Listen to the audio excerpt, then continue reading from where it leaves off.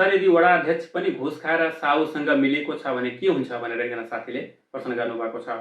यो कपाली तमसुकको हकमा रहेको देखिन्छ। घरसारमा लेनदेन कारोबार गर्दाखेरि घरसारमा कपाली तमसुक लेखेर लेनदेन गर्ने गरिन्छ। कपाली तमसुक लेख्दाखेरि जति रकम हो त्यति मात्रै लेख्नुपर्ने हुन्छ। बैंकिङ प्रणाली अपनाउन पर्यो।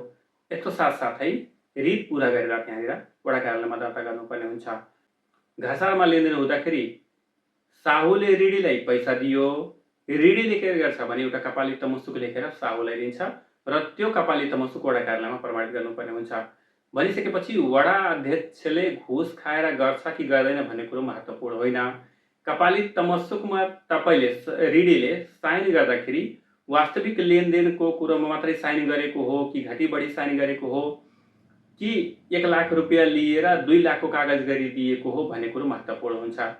यदि ऋणीले आफूले प्राप्त गर्यो 1 लाख र 2 लाखको कपाली तमसुक गरेको छ भने 2 लाख रुपियाँको दायित्व उसले ऋणीले निर्वाह गर्नुपर्ने हुन्छ।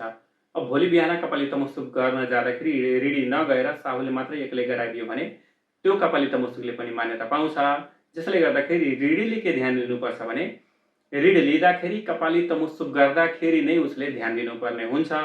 उसले नै त्यतिखेर जतिको कागज गर्छ त्यति बराबरको रकम उसले भुक्तान गर्नुपर्छ भन्ने कुरो उसले ध्यान दिनुपर्ने हुन्छ।